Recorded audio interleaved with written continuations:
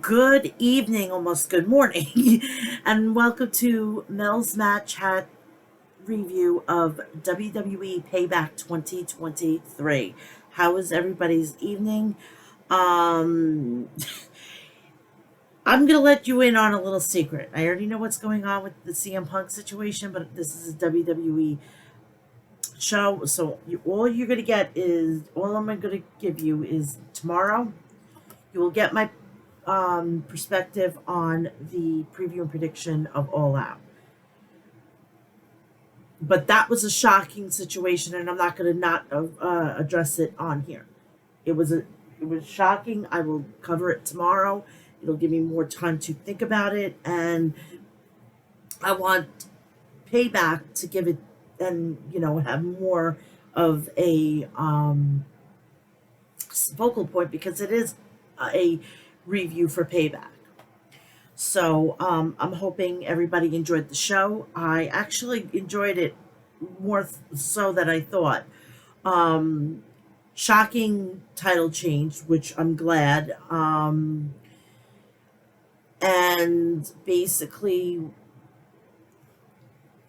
all rise for the Judgment Day. I was hoping that we were going to get a cash in tonight and have like legitimately all the titles but the Intercontinental Championship. But you know what? I'm feeling in a giving mood. I'll be okay with that because they have the tag team champions, baby. But really good show tonight. I cannot wait to see what's going to go on tomorrow because that just became a must-see show. Correct me if I'm wrong. So, anywho, they were coming from the PPG Arena in Pittsburgh, Pennsylvania, and they legitimately delivered. What we thought was going to be a shitty fucking pay-per-view, it was a decent fucking pay-per-view, which all I could ask for. The women fucking killed it. Legitimately killed it. I am like so super thrilled that they left them off on SummerSlam. They legitimately, each one of them got at least 15 minutes tops. And I like the whole situation, how everything came across it. Now, where do we go from here? From each of these things, we also let's not completely ignore the fact that main event Jey Uso is now on Monday Night Raw. Yes, or should I say, yeah.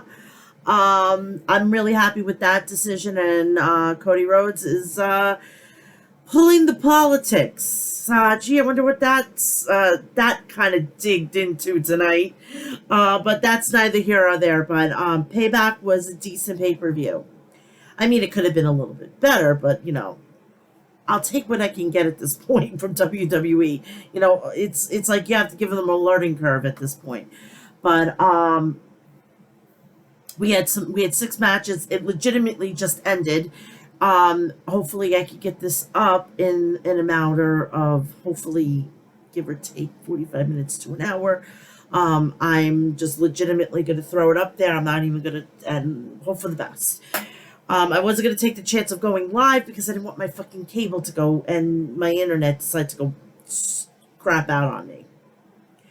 So, let's make sure we promote what we need to promote. Please do me a favor and follow me on Instagram, Threads, Facebook, TikTok, and X. Also, please do me a favor, go check out the people over at Maestro Classics at maestroclassics.com. Get all your beard essentials there. Please do me a favor, go check out the people over at Liquid Death at liquiddeath.com. Visit their website for all your beverage needs. Also, please do me a favor, go check out the people over at Liquid Death at liquiddeath.com. Visit their website for all your coffee essentials and accessories. Please go check out HOG Wrestling at HOG Wrestling, and go check out their next event featuring El Helio Vikingo. And if you want to see it, you can see it on the Premiere app for $9.99 a month. And if you could get there, please go check out and get your tickets at hogwrestling.net.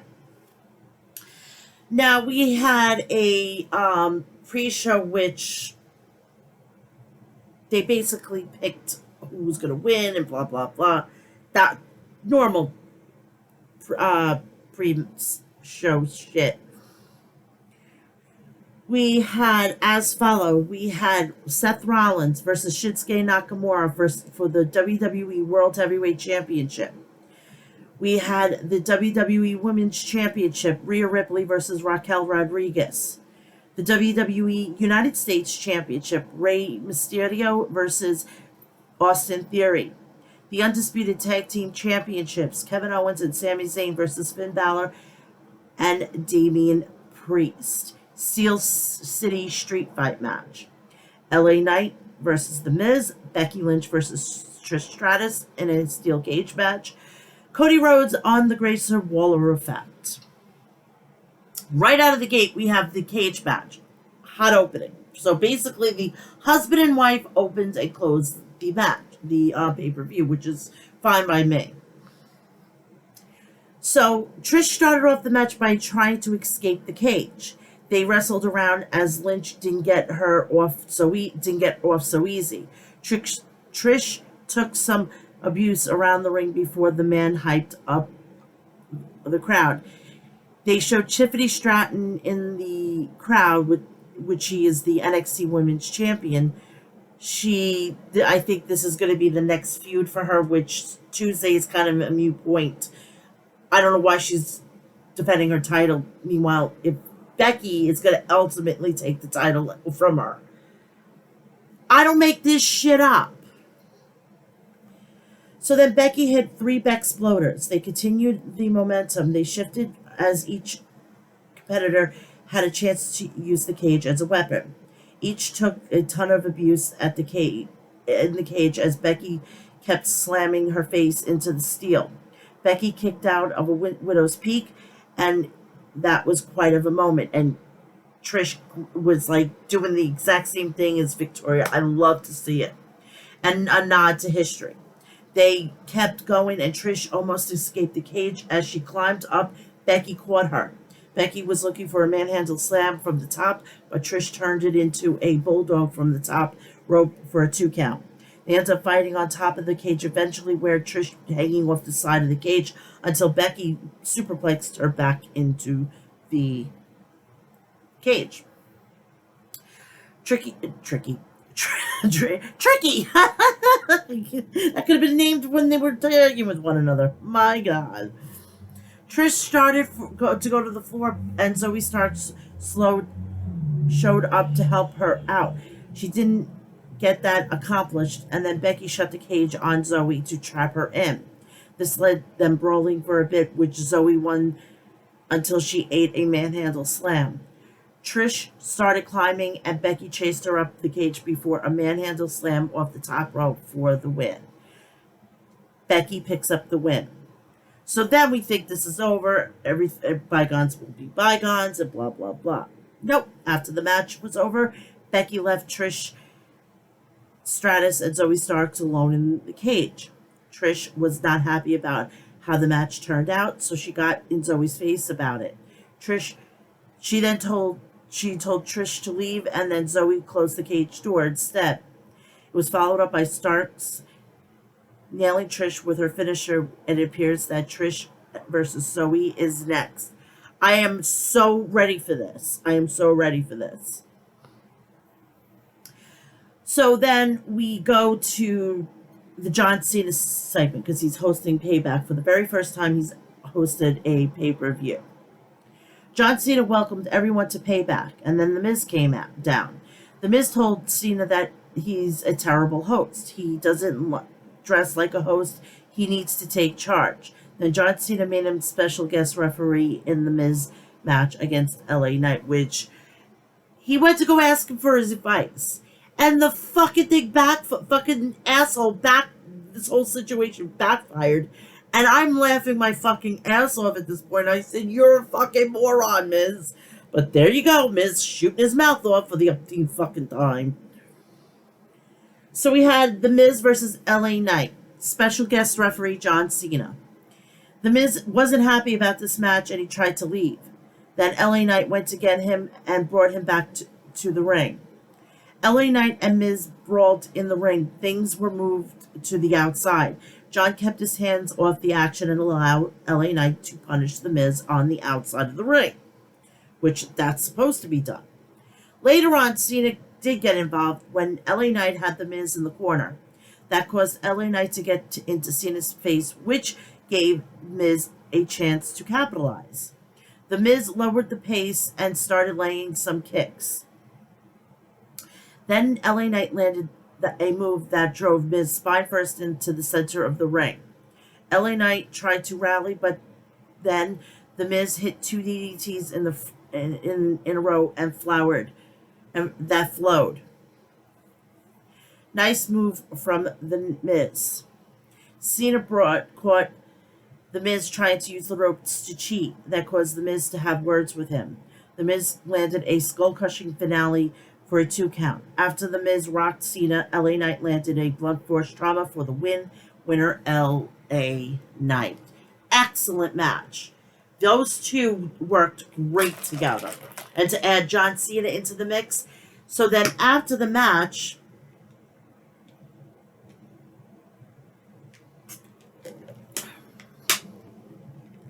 was over, John Cena and LA Knight were up at near the entrance to come into the ring, and John Cena shook hands and they raised, so it's like kind of anointing and giving them like, all right, this guy's, I'm giving him my seal of approval. He's good. You push him, do whatever you need to do. This guy's money. And hats off to Mr. Cena on that one. For the WWE United States Championship, Rey Mysterio versus Austin Theory. Rey and Theory got started slow as Theory took control. This was a slow match as the fans booed. Theory, I guess this was the crappiest match out of them all. I know, weird, right?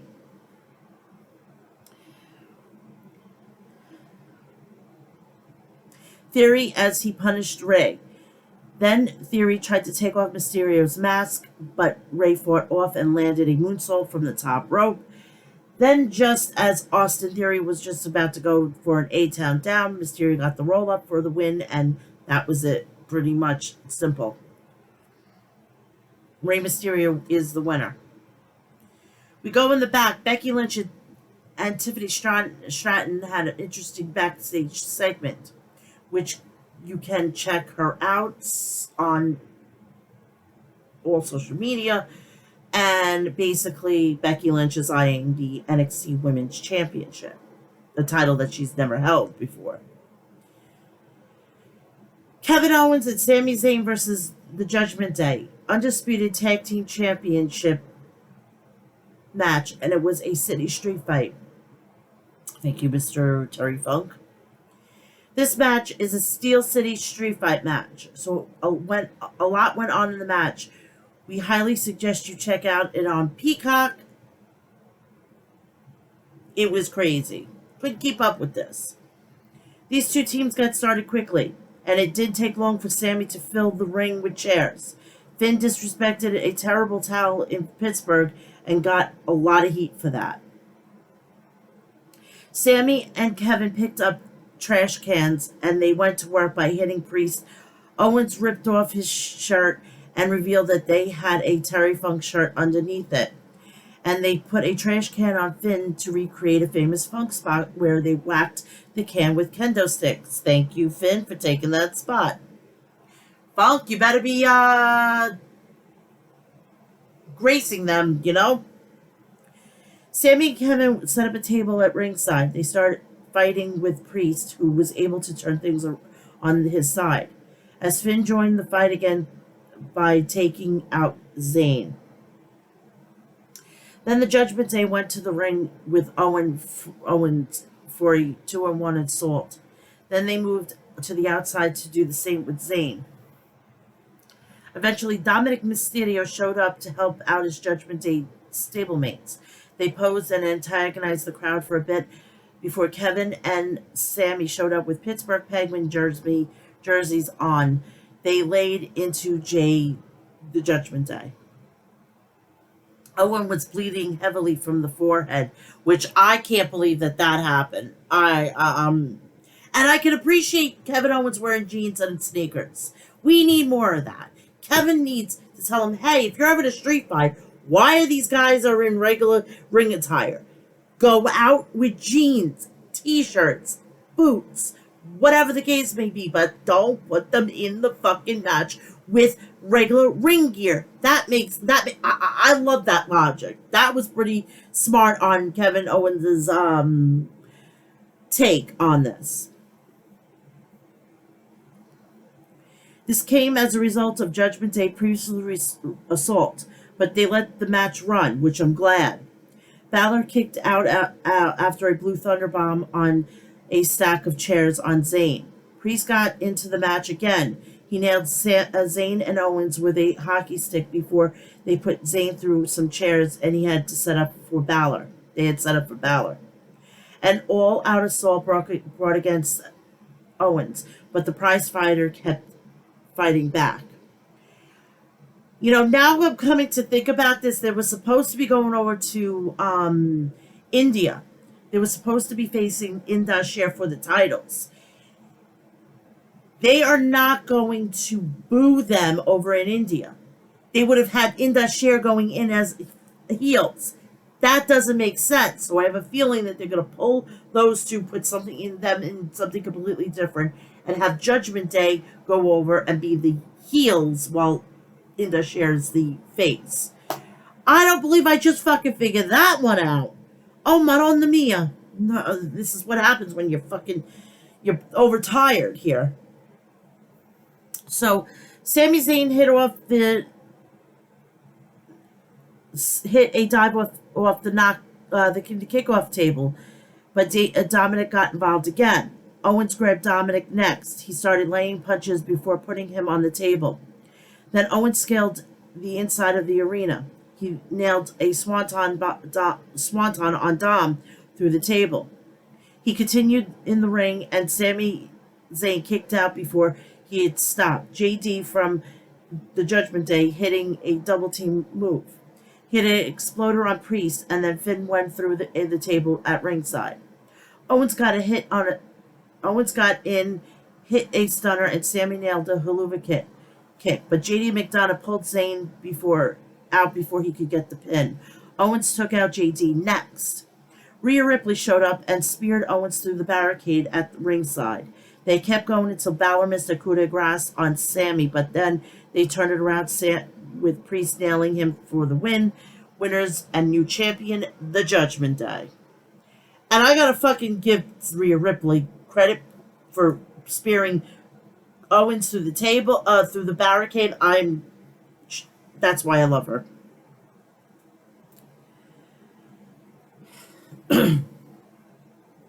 And when Kevin Owens fucking did a goddamn swanton bomb off the fucking in the crowd, oh my god, this guy's a fucking jackass, but in a good way.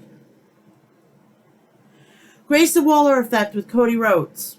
Waller started out by insulting Cody and the Pittsburghs at the same time by saying neither can finish a story. Cody came out, and then Waller cut him off before he could ask Pittsburgh, what do you want to talk about? Then Cody called the moment as he asked if he was going to let the segment play out in an interesting way. Then Cody said he's got a big scoop for the Grayson Waller effect. Cody asked Waller if he watches SmackDown, and then he said that he cashed in his political chips, and he announced that Jey Uso is now part of Monday Night Raw. Did you hear when he said that? You knew that he was going there. So then Jey Uso comes out. They were trying to get a go between Grayson Waller, and then fucking Jey Uso said, fuck this shit. He super kicked his ass and he left, and he's now on Monday Night Raw. I'm getting through this fucking quick. Fan-fucking-tastic. This is... I'm sorry, but this tomorrow is now a little bit bigger story. This one, it's going to be cut and dry and everything. Rhea Ripley versus Raquel Rodriguez for the Women's World Championship. World title, same fucking thing. The two were evenly matched early on, and then Rhea Ripley rolled to the outside the ring and to take a breather. Then Rhea rolled to take a shoulder block and some punishment. They continued, and Rhea nailed Raquel with the brutal drop kicks that turned things around for her. They gave Rhea a chance to slow things down and dominate a bit. Rhea went to the top rope and hung Raquel up, but then Raquel kicked Rhea off the top and hung her upside down instead. Raquel nailed a suplex next. They eventually found their way back up to the top before making their way down. When Rhea took out Raquel's bad knee with a chop block and another leg submission. Then Raquel got out and landed another awkward slam. This match was very sloppy, and it wasn't Rhea Ripley's fault. It was fucking Raquel. That's why she wasn't ready. That's why, and she even had more time to play this out, and she didn't fucking goddamn do the job. I would have fucking put another fucking, I would have fucking put a kick, had two people go after the title, Katana Chance and Kaden Carter. Something. This was not good.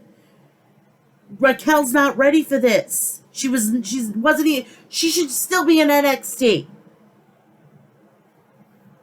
But what do I know, right? The only reason why she's there is she got pulled up to the main roster so fucking quickly because she was dating Braun Strowman. Braun Strowman pulled his weight and pulled his political favors and shit and says, I want my girlfriend up here immediately. I'm not traveling without her. And look at it now. They're both broken up. And she's fucking doesn't even belong there. Sorry, she's not good. She's not fucking good. And to put her with Rhea Ripley, knowing that the way she is, the way she was with Natalya, blows my mind. But I don't know anything, and I've only been watching wrestling for 41 fucking years. Seriously. I've been watching 41 fucking years this fucking this month. Alright? I was 3 fucking months old, so May, June, July, August. Okay, I've been watching it probably longer than you all been alive. So Raquel's bad knee so Rhea took out Raquel's bad knee with a chop block and another leg submission. Then Raquel got out of hand and an awkward slam, landed an awkward slam. They kept going. Dominic Mysterio eventually got involved. This caused Raquel to pick up Dom and hitting him with a running slam. Then Rhea kicked Raquel's knee out from under her and landed a riptide for a win. And the way she picks her up, she's not even able to pick her up because she doesn't know how to.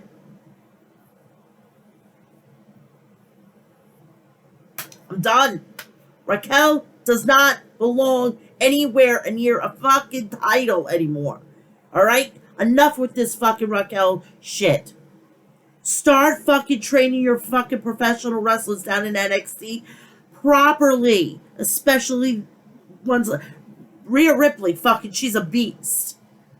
Nobody can come close to her. You're gonna need to go outside and bring people in. Ridiculous. I felt like it was amateur shit.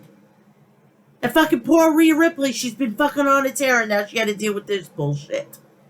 I would have dealt with another fucking match with Natalya. That's how bad it was.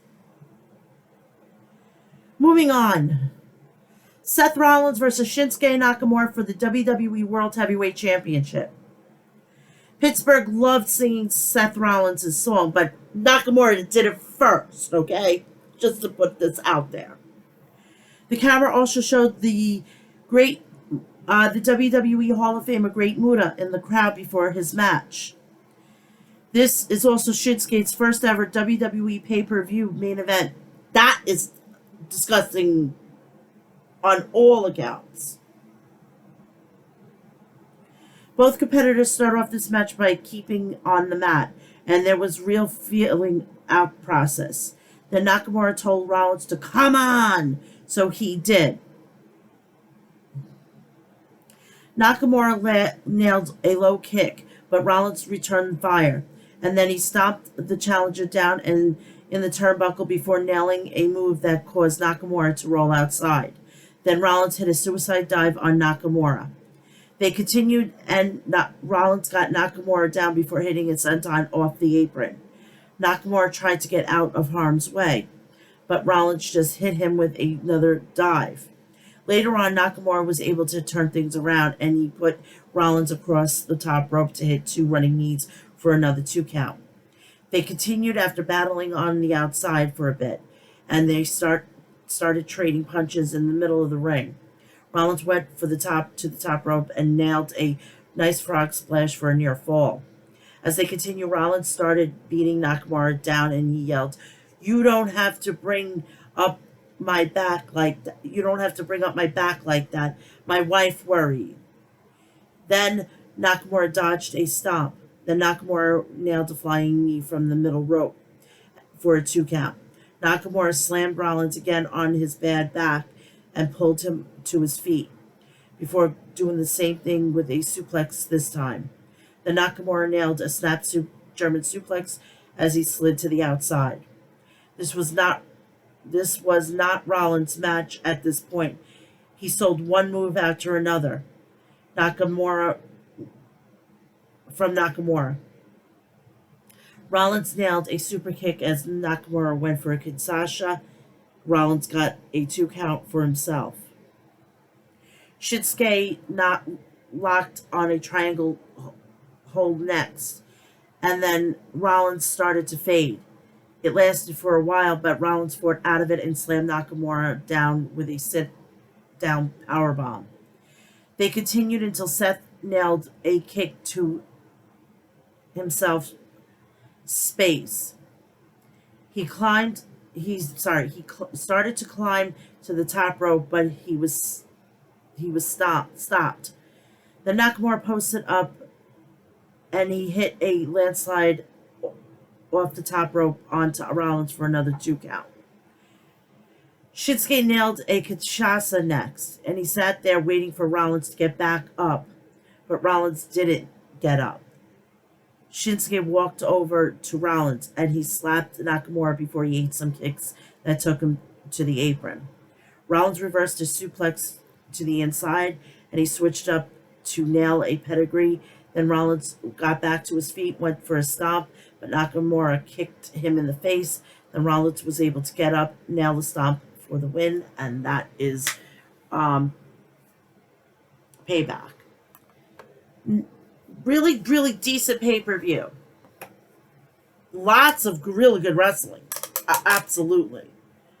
But, I wanted to get this out as soon as possible, so, it is what it is. It's about 30 minutes, something very quick and everything. Tomorrow is going to be the fucking wing thing. You know this. Monday is going to be the review of All Out. Without a question. DK is throwing us to bed at least by 12:30, 1 o'clock. And I'm not going to be in no shape or form coming in here and do fucking goddamn a review. So I will be doing my review at Monday at some point in the morning. I want to make abundantly clear, this Thursday there will not be a reaction to Impact Wrestling. My son will be home this week. He will be 18 years old. I know, I can't believe this. This is crazy. Number 2, my episode 305 will be commencing. I will be recording it on Wednesday, so it'll be up early in the morning on Friday. I'm giving you guys a gift. Also, please do me a favor, go check out my review of All In from last week, where shit hit the fan in Wembley. I will be back here at 2 p.m. I'm pushing it back because I really want to just go back into my bed, get cozy, watch some TV, and go to bed. I want to be able to just relax for the rest of the evening and do what I want to do. I hope everybody had a great payback. I will obviously be back tomorrow for the preview prediction. Also, I will be through the review on Monday morning. So have a great rest of your evening. Please do me a favor, go follow me on Instagram, TikTok, Threads, X, Twitter, and Facebook. Please do me a favor, go check out Maestro Classics at maestroclassics.com. Go check out Liquid Death at liquiddeath.com. Go check out Deathwish Coffee at deathwishcoffee.com. And please go check out HOG Wrestling at hogwrestling.net. You have an awesome night, and I'll see you guys tomorrow for All Out. It should be a fucking doozy, and you'll get my thoughts on CM Punk. I love you all, and good night and good